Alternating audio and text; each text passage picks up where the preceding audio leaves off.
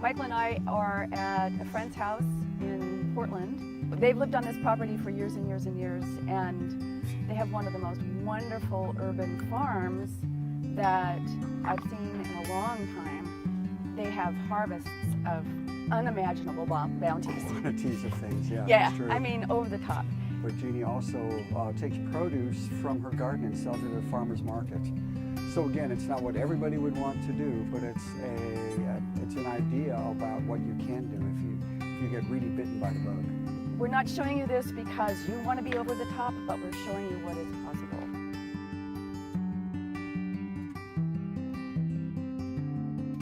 We're with Jeannie Henry, longtime friend. How long have we been friends, Jeannie? 70s. Oh, Yeah. God, that carbon dates us, doesn't it? Yeah. And she's got this fabulous garden. And tell us a little bit about the place and Okay. why you and Doug purchased it. Well, we lived not too far away, and we're looking for a place to move to because we'd kind of outgrown the little house. And this had been on the market for a year, and we hadn't seen it. And then when we saw it, it was like we had to have it. And then they reduced the price, which was great. So it's in 1985. The house was built in 1890, and the property started changing hands in 1863. Wow. So we're the second owners. You're only the second owners. Yeah, so we bought it from the original family, from the widow of the only son, and they had no children, and so we inherited all their books and furniture. and journals from yeah. 1901 to 1950. And records. And all, yeah, records and all this stuff. I mean, so we had a lot of stuff. But we inherited this wonderful yard, and we feel like we're stewards of a very unusual place because this was a farm. The street out there used to be its filbert orchard. The father got a degree from Oregon Agricultural College before it was Oregon State in filberts, and we have his doctoral thesis. And a lot of the original plantings he put in, and he was a landscaper for Laurelhurst Park. And so a lot of these cool. rhodies and a lot of the camellias and things were planted by him. And there was a formal rose garden over there, but they'd already mowed it down. So for folks that aren't familiar with Portland, Oregon, Laurelhurst Park is one of the oldest parks in the city. And it's got a pond in it, and it's got these beautiful plantings, and it's really a major icon for neighborhoods. Yeah. Yeah. And so this has been surveyed off over the years, and it's now only 3.5 lots. City lots. So it's almost a half an acre, which in the heart of the city is a really unusual thing. Right. And we feel very fortunate and lucky to be here, and they're going to have to carry us out.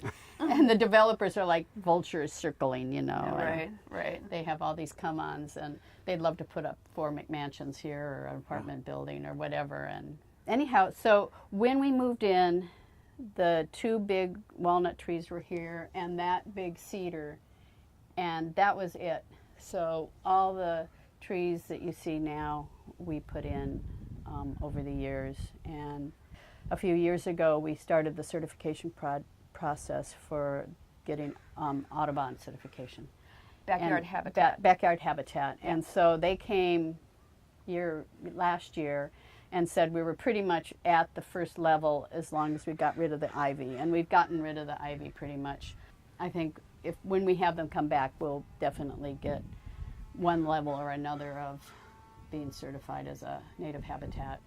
So this is a local certification through the Audubon Society. Right. And there's different levels that you can meet as you Right. intensify Right. your plantings. And Right. And when the cat dies, we can move up a level. Yeah. do not make the cat die. I like the cat. He's a great cat. And he's mostly indoor, but he's outdoor enough we can't get the upper certification.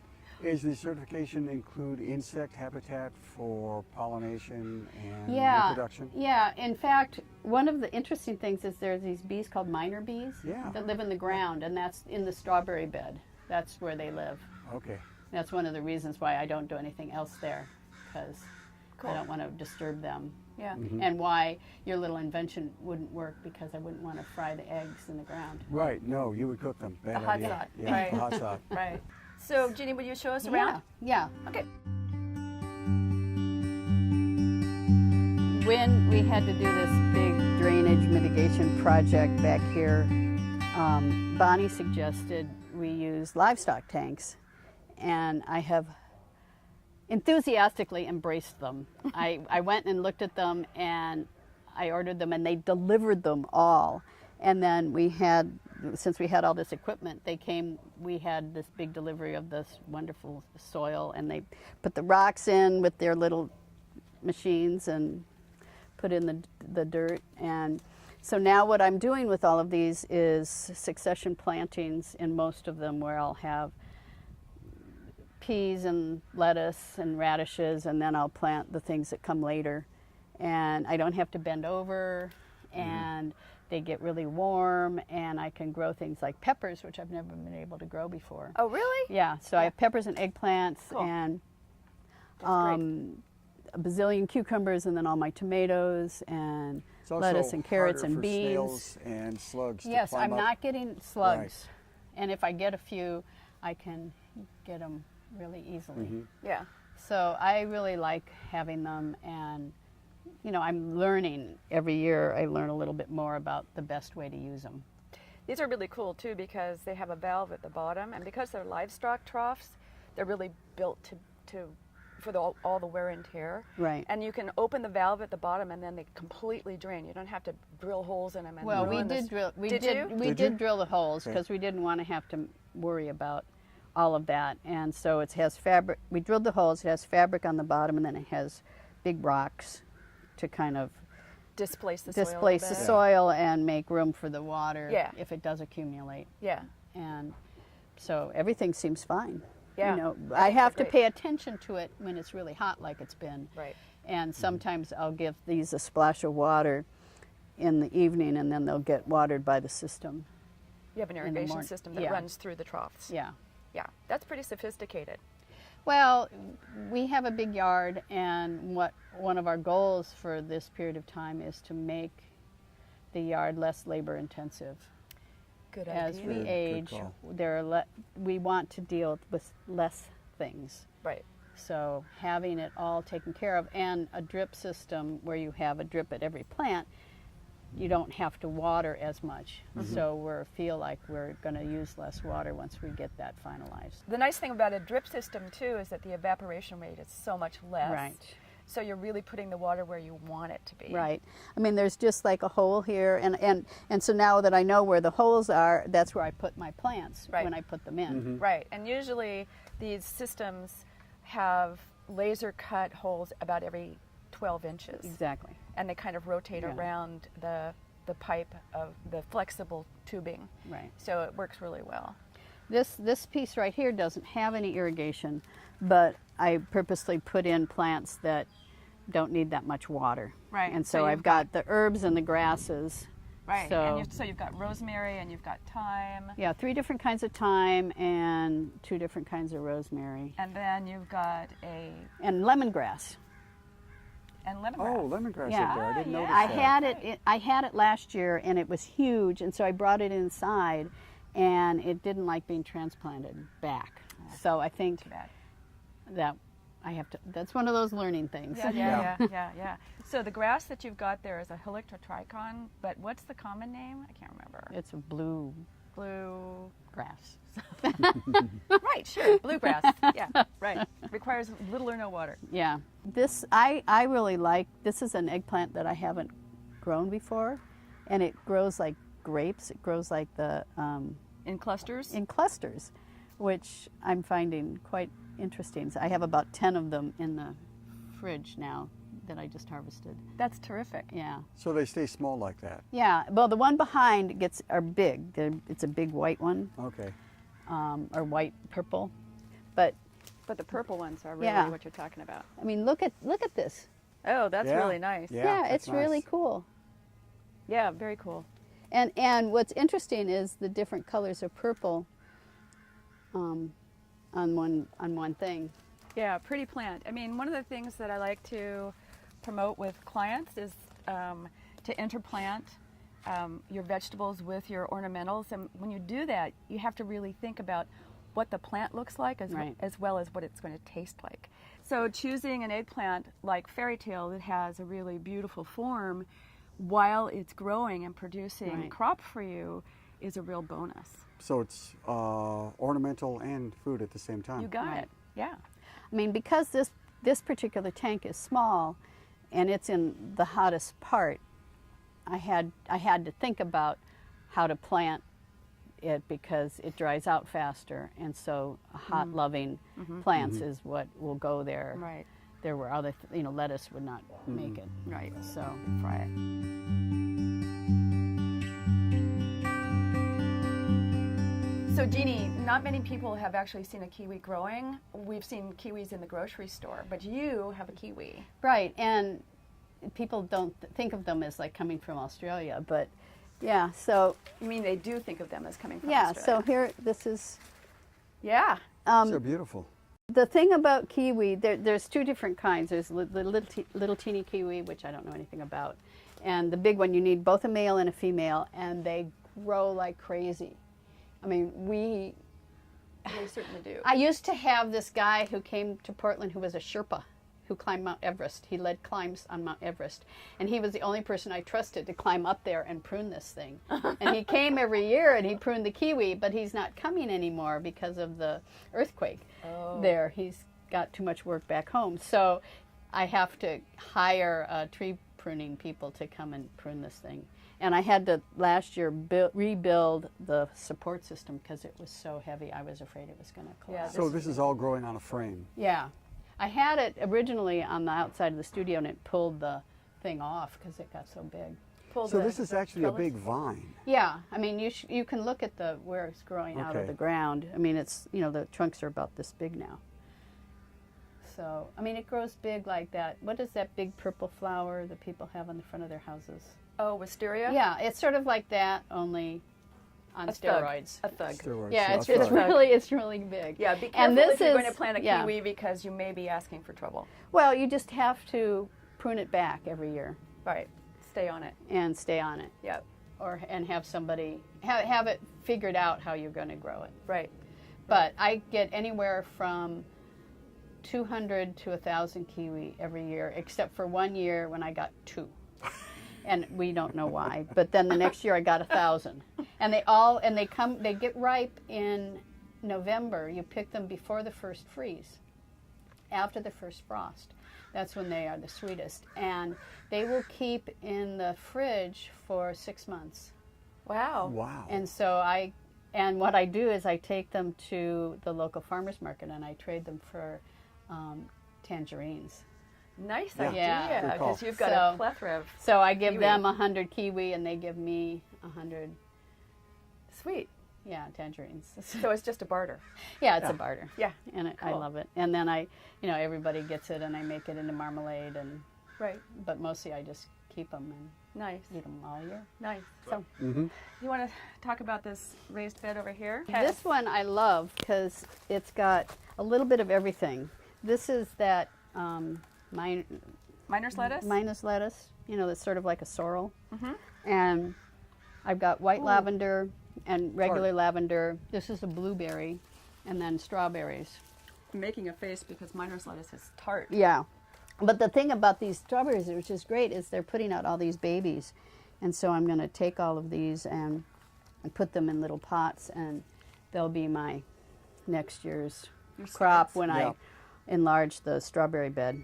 The one thing I like about this container too is even though it's just like all the other containers you have, but it's a much smaller size. So it's only 4 feet long by 2 feet wide by 2 feet high. And it means that it fits into anybody's urban garden Right. or, a parking strip or Yeah. whatever. And they come in different sizes, so it's really nice to know that. I mean, the thing about them, like I said before with the small ones, is if you go away for a week and it's hot, you have to have somebody come and water it. Right. But they won't hold the water. Yeah, but it's like any container plant. Right. Plant Yeah. is just a little bigger. Right. Exactly.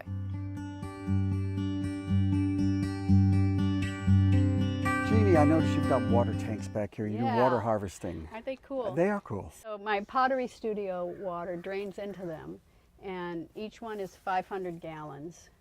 And so it comes down that downspout, all the debris gets filtered out there, and then it comes through, and I think there's another little filter at the top. And, you know, it's rainwater that's been on the roof, so without, we can't drink it. It's not potable. It's not potable. I mean, it could be in an emergency with a good filter, but anyhow, so there's a pump in the kiln shed and a spigot out back, and so you just turn on the spigot, and all spring and early summer I hand water everything so that I don't use the irrigation system until the tanks get empty. That's great. So how long did you water for this year before you needed to? Well into May. That's fantastic. Yeah. Does the pump feed your drip irrigation system? The pump does not have the power to The fill. power, because yeah. that's a pressure. So it's hand Yeah. watering and a overhead if I want to use that. Oscillating. Yeah, Oscillating, which is yeah. fine. You know, I can do the lawn. You know, what the little bit of lawn we have, I can do, and it stays greened up. Good. How did you gauge how many tanks you wanted, how many gallons you wanted to store? It was based on what the capacity would be during the winter rainy season, and then you know if we have a rainy spring, then it keeps refilling. Well, it's So- also based on the size of the roof, right? Yeah. The square footage of your roof. Yeah. And you're only draining from one side, aren't you? Part of the other, but it goes all the way back to the kiln Okay. shed. So it's just what would it be, 15 by 30 feet?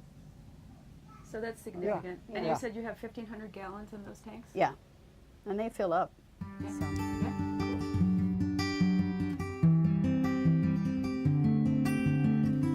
So this grape has a great story. The plant started it's in the neighbor's property because that used to be part of ours, and so it's about 80 or 100 years old. And I have this deal with them where they leave that, and then I'll give them juice. When I make my juice. So you train But over. it was Barter it for was juice. growing up in the trees, and when I took it down, it was like a monster. So we had to make the arbor a lot bigger. But when we first moved in, none of these were here. So over time, you've got more shade. Yeah. Yeah. Which happens with every garden. Yeah, and that's the thing. You don't anticipate some Right. spider webs. You don't anticipate how big things are going to get. Right. Yeah. Like the Dawn Redwood. It was small when we put it in. Well, and now yeah. it's, really, really big. So this is really wonderful. Look Yeah. at what's happening up here. I mean, this is just, you're going to have lots of grapes in no time at all. Yeah. What kind of grapes are they? Do you know? They're a seedless white. They're great for eating, and I freeze them whole, Oh. the grapes, and the grandkids love eating them. They're like little frozen sweet jewels. Oh, wow. that's a So great I make idea. juice with them, and then I use the Concord grapes from over there to make the color nice. Because Concords are really dark purple. Right, and so now when I mix them together, I get a dark pink. That's good. Yeah, Instead of beige. instead of beige. Yeah. Yeah. Beige juice, not a guy. Yeah. Good idea. Jeannie, if you were going to recommend some small steps for a gardener to start out with, what would you tell them to start with? Ideally, either in the ground with 2x4s or getting one of those little tanks and filling it with bags of good soil. You have to have good soil. Yeah. Herbs like tarragon, rosemary, sage, Perennial herbs. perennial herbs. Things that keep that'll coming back. Coming back. So you Yeah. could have one container of things that you wouldn't have to replant every year, and then another container of sun-gold tomatoes and lettuce. And you can put in the tomato and plant the lettuce and radishes around it, and then when the tomato's big enough, the lettuce and radishes are already done. They're gone. And- So what's the precious thing about sun-golds? Yeah. They have the best flavor ever. And they're only little And They're bitty. little, sweet, and they're they're prolific. prolific. Yeah, and they're Yeah. prolific. Yeah, I mean, this year I only have 15 tomatoes. But often I have Only 20. 15. Only Yeah, 15 tomatoes. Only 15 tomatoes. Well, often I have like 20, but this year I kind of tried Cut to back. cut back. You're getting lazy? No, I was gone for a month. So, Just teasing. anyhow, yeah. And if you have any kind of a yard, you can put your perennial herbs just in amongst whatever is already there. Right. Interplanting edibles with perennials with ornamentals is a really good trick for an urban gardener because it takes so You get little the best room. of both. Right. Yeah, and if you treat them like, if you treat your vegetables like an annual plant, then once they're harvested, they don't leave a huge hole. You don't have a muddy mess, Right. but you've got another plant that comes back every year beside it. A good point is that all of these beds, this one, these 1, 2, 3, 4, 5 beds here, used to be lawn or weeds with grass. So you Grass with sacrifice weeds. the lawn. So we dug up. I mean, we rented a rototiller and we dug it up, and added a bunch of good soil. So these used to be lawn, and now they're natives and perennials and Interplanted inside. and then The with grass. currants and raspberries and soon to be asparagus planted in with them. So you just have to pay attention if you plant things that you're going to need to harvest. You need to pay attention of when it's ready. Right, and you also have to plant. When you're interplanting, you need to make sure that you understand the kind of conditions that your Right. perennial plants have and your annual plants need. Water and light. Water and light. Yeah. And soil. And soil conditions. Like I'm still kind of navigating the whole blueberry thing because blueberries need a different kind of soil than a lot of other plants. Right. They need And- more acidic. Yeah. And Soil. so I'm not that successful with blueberries, I must admit. Oh well. Another there's challenge. Another challenge. Another challenge for another day. Yeah. So thank you so much for letting us come and walk around your garden and Yeah. And showing harvest some your small ideas steps. and all that sort of hoo-ha. We're really Well, you excited. didn't do the raspberries. I know. We'll have to come back. Yeah. When the raspberries are doing their thing. Yeah. In the spring. Yeah, in the spring. So 10 pints a day 10 pints a day. for 2 Oh, or 3 wow. weeks. That's obscene. Raspberry, jealous. Raspberry vinegar and there you jams and go. jellies. There you go.